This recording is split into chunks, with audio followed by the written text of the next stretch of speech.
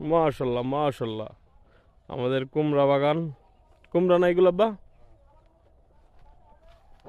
ঈদ উল ফিতরের নামাজ আদায় করে আমরা কবর জিয়ারত শেষ করে চলে আসছি কুমড়া গাছের যত্ন নিতে আব্বার সাথে। গাছ প্রেমী।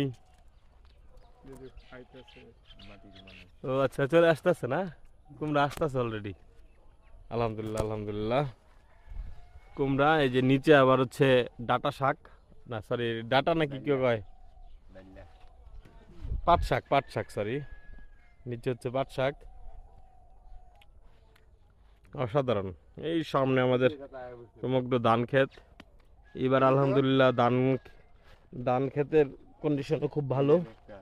যদি আল্লাহ তালা কোনো প্রাকৃতিক দুর্যোগ না দেয় তাহলে ইনশাল্লাহ ভালো ধান উৎপাদন হবে এইখান থেকে। আবার চলো চলে যাই আমরা